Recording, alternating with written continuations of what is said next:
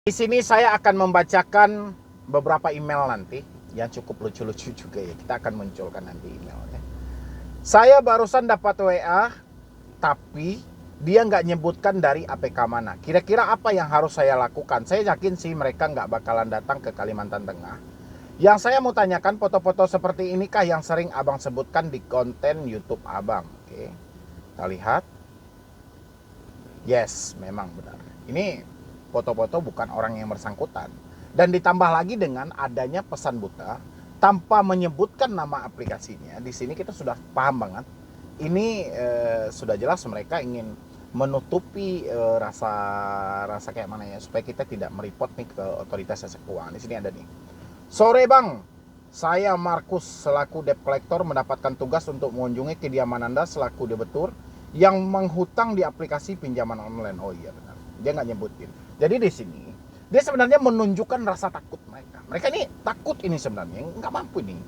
Kenapa? Karena sudah banyak kalau mereka menyebutkan nama aplikasi, rata-rata para konten kreator atau para youtuber yang memberikan edukasi dan motivasi pasti mempublik mereka. Ya.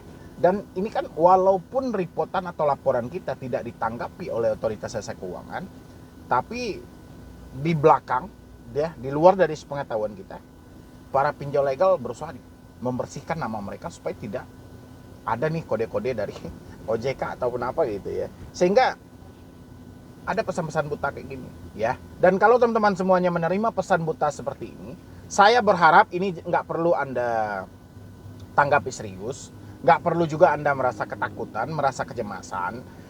Dia aja ketakutan lebih dulu daripada kita. Ya, mereka nggak mau dinyebutin nama aplikasinya. Kita meraba-raba. Ya kayak mana kita menduga kita, oh ini dari aplikasi ini dari aplikasi ini. Nggak bisa. Makanya saya bilangin dari dulu, kalau Anda mendapatkan satu ancaman, ada DC yang mau datang ke rumah, dengan bla-bla segala macam, dengan nama ini, dengan foto ini, Anda nggak perlu khawatir. Ya, apalagi mereka tidak menyebutkan nama aplikasinya. Jadi ini Anda nggak perlu khawatir, slow aja, ya. Karena nggak akan juga akan datang kok. Ya, di sini kita lanjutin dulu. Pinjaman online, menurut laporan yang ada, Anda tidak memiliki etikat baik untuk pembayaran. Mohon maaf, saya akan datang sesuai jadwal yang sudah ditentukan. Jikalau Anda selaku debitur yang masih memiliki etikat baik untuk pembayaran, dapat mendiskusikan dengan pihak penagihan online atau yang biasa disebut dengan desk collection. Hari ini Anda cicil dulu saja ke pihak penagihan online desk collection sebesar setengah dari tagihan Anda agar data Anda ditarik kembali, dan saya pun tidak akan datang ke kediaman Anda. Jikalau saya datang, tidak ada negosiasi untuk pelunasan dan tidak ada metode cicilan, debt collector lapangan. Gak usah percaya ya. Palingan juga konsepnya balik juga ke hal-hal begitu gitu loh. Ya, habis itu kita lihat, oh iya ini ada nomornya.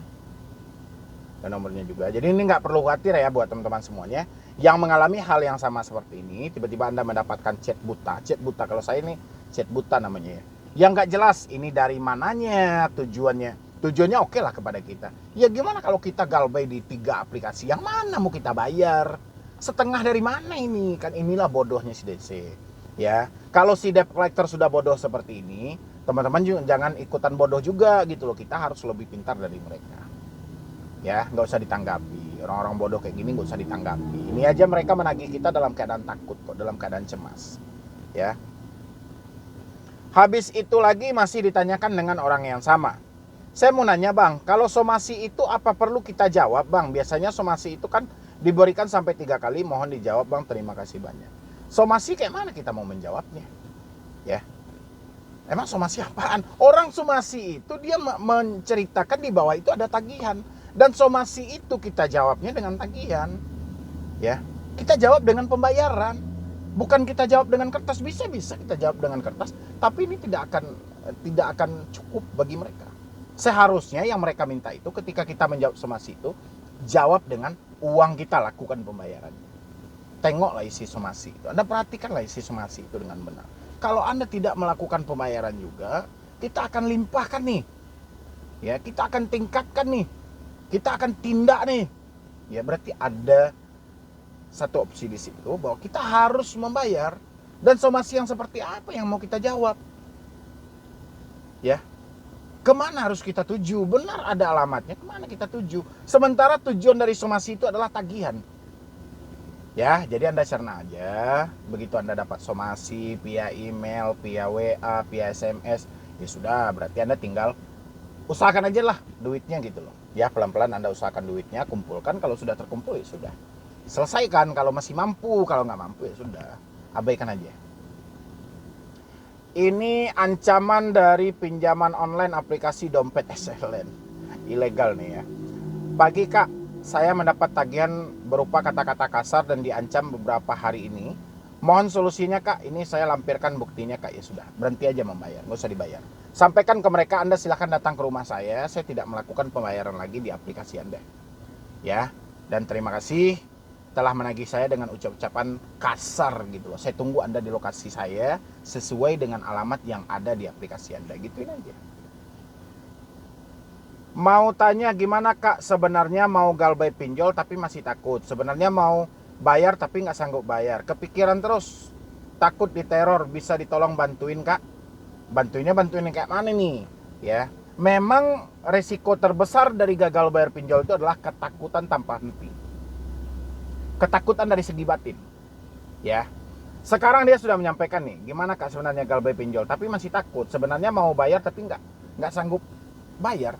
Orang semuanya juga seperti itu. Dia ingin membayar, menyelesaikan hutang mereka, duitnya nggak ada. Ya. Jadi di sini, di posisi ini kan percuma gitu loh. Tinggal kita membenahi rasa takut. Rasa takut itu sebenarnya apa? Ya, kan kita perlu tahu dulu nih, apa yang Anda takutkan? Misalnya saya gagal bayar, diproses nggak ke jalur hukum? Nggak ada. Di penjara nggak ada. Ya, paling skor kredit bermasalah di beberapa pinjol legal. Ya, cuman itu aja. Ya, makanya kenali dulu rasa takut Anda ini kenapa. Karena saya bilangin, teroran yang paling abadi itu dari orang yang gagal bayar pinjol adalah teroran dari segi batin mereka. Bukan soal hutang-hutangnya. Kalau soal hutang-hutang mah gampang. Ada uang bayar kan nggak ada, ya udah persetan dengan hal itu. Ya, tapi teroran dari segi batin kita harus menghapus dari dalam nih. Ya, kita benar-benar harus, oh ini saya nggak perlu takut nih, nggak perlu khawatir, nggak perlu, pokoknya nggak ada yang perlu kita khawatirkan gitu. Ya.